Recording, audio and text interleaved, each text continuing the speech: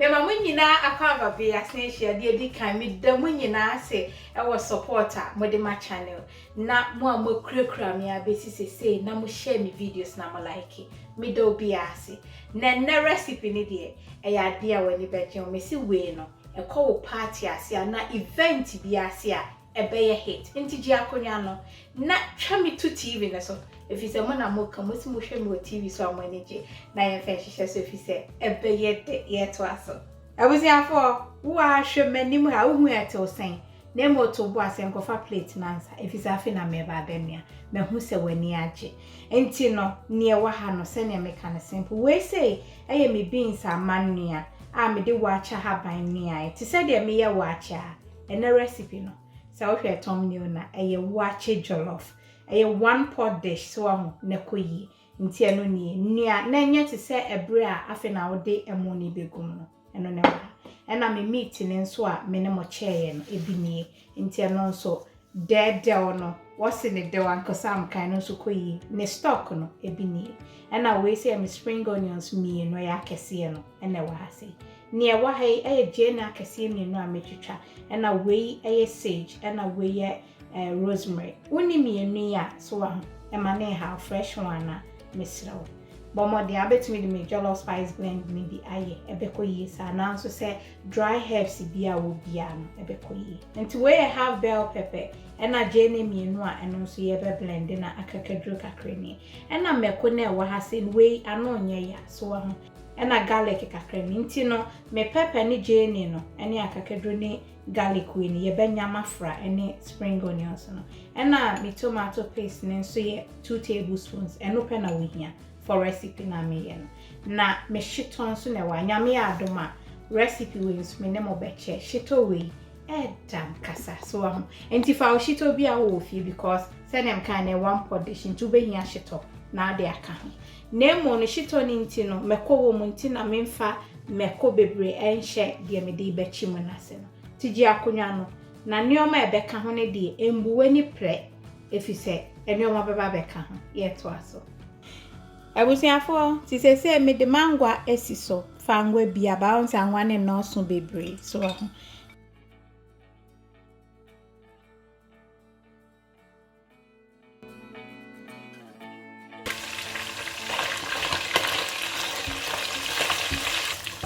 abusiafo nam na ye kama he tonse ho ache fan benchin den ya madie ni nyina ekoyie na msi wewe mia wani a kuba bie no arefa aw wewe bie no arefa so ni na se ya to aso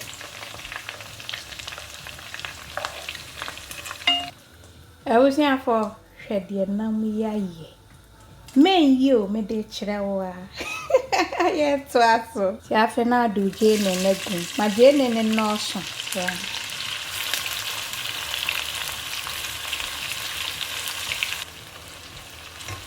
ti jene na rashi no chimu brel na me se ha ya ye hwan sa wo chi na me wie na do jene ne gumu a aye kama ti chi ne brel ti se baby adri na fe rosemary no so ahụ no atwitwa egu so kete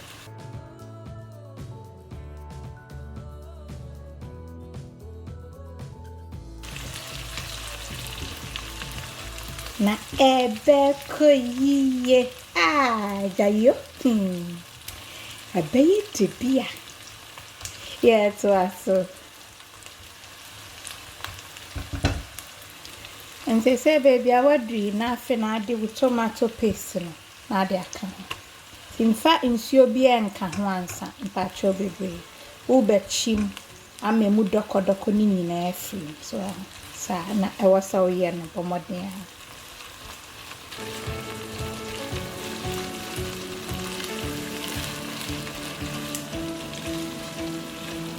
Nsese siso brown no me kwa akonya me jene ne me spring onions naba ne yachiaso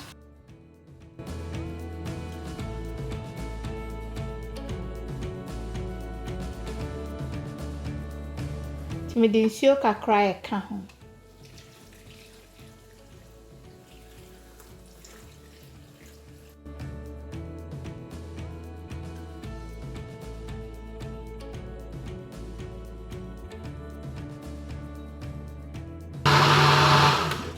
nti abusuafo wa ho se ne toast na yesese chimuama emu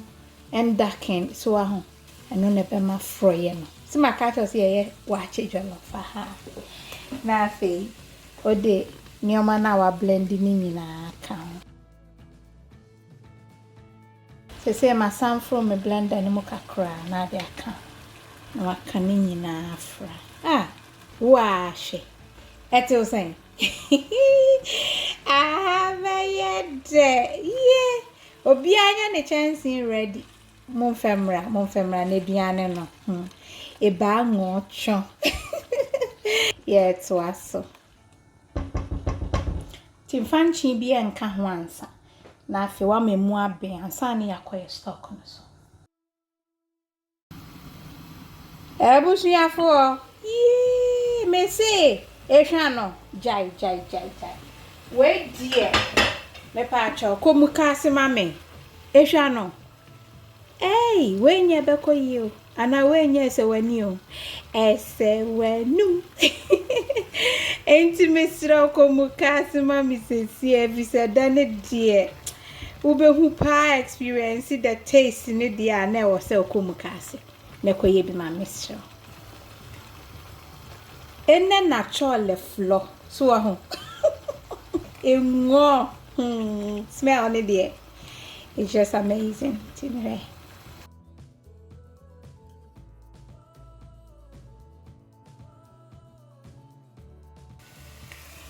I was here for Cassania for an eye. So I'm missing him. Say ya na ye. I feel na de dia kan. She say if I was stock on for can. Some from kakra na de ko. Na fe do meeting and so aka ho. Adriana no jayo. No akani name.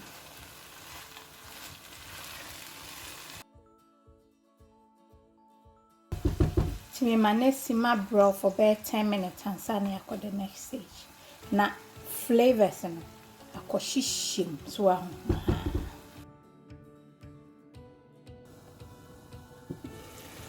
I was here for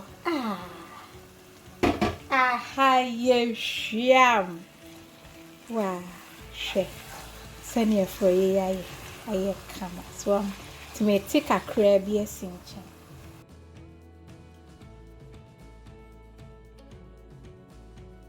Tiafe na mdi me beans no ka ho. Na wasam from kakra de ko.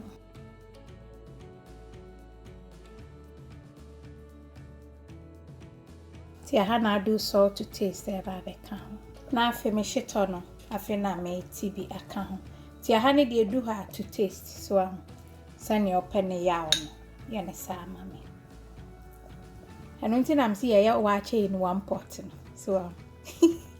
Bibia wo mtoti ya na woko waakye jollof papebi. Original kwa ne betwa recipe we ama wo. Ti try bi mame. Ye to aso. Oshenchen hanso a manoa me wheat pasta we say but me bebre hwesenete on say emre but enye peche ye de begu ye moni and ankosue bi so I ready wa hase ti enko ba bia me ye wi na chese ya no amo no na ye wi anesa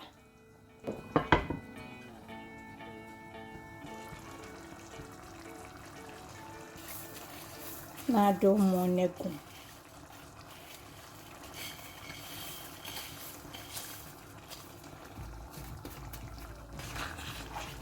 ti do ana loja na kra na fede fa stew no eno amo no na taste nim kom ti Shito no pe mo a no atie agum so wa I was out ti Shito taste ni wo e bo sia for ma kan hwe me san de me Shito ni bi aka ho nti no sane me kan no sane e wo pese wo ti ni bi ya no na ye ne sa ma me na mo me ko mu nte enkola de anu ahwe ama me be sere wo a ye ne sa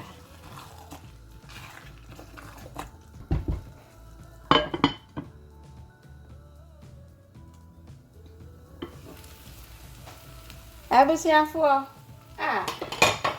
aduane na ye kama wa she ka chansi yase mesrawo O pechensi anwa jollof ama o jollof ase enhyedia enko bebia o hwade hwase so aho ko originalmamabetty.com ubenye biato ye o different types o say ya no alowuja no brow nse safe na de o macaroni anase e beka ne setale a manoa ho kakra but enye peche na de aka me see a recipe no WAAKYE in 1 pot WAAKYE jollof na me so de party a jai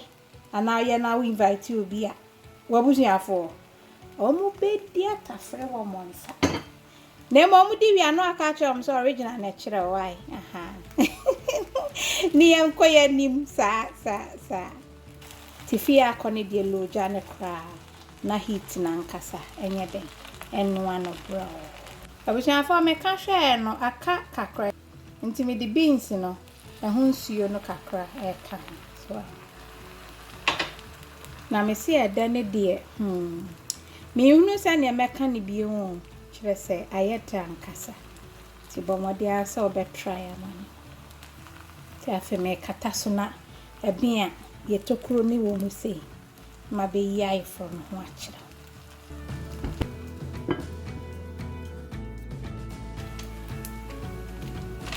na do parchment paper na so she said the steam na ebe be na ma maka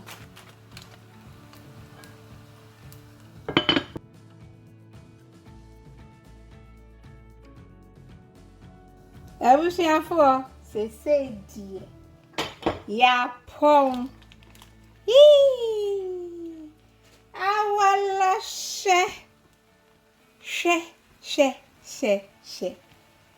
sonye jollof naye chansi na bitu asiye yo ba mitu asiye nchira o pade ahide ne enya min chansi bio dabi tin mesraw o pe bi ato enko ba bia ko originalmamabetty.com announce say frame was 0044 7519 296911 nebejo di so na kuyi kama heni amin tuasiye hwase nse semi wonkosia wa hase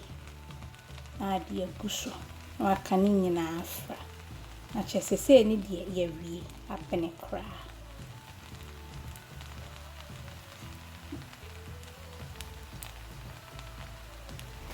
timi ma heat na fast be 2-3 minutes bia na machi na mapon ye to aso abusuafo awala she wa yesene ai WAAKYE in 1 pot abusuafo we dey bomode na try bi mami so na when you dey am chire hu don't forget to like the video na afi ene abusuafo na nche na we dey etise WAAKYE ya mix ya ma so nti abusuafo wow she jollof yam di chire wo ya o se koyi WAAKYE jollof Trebi mami ne twa picture na feko OMB trials mami na minim se uye mani wabusuafo amoni beje ho na afi so woni gide am ye no ho na wa like video na mami na wa share on subscribe so na subscribe wa be kan busia no if se minim se nyame ya adoma bebre didi so eba woni beje ho I love you, God bless. Mwah.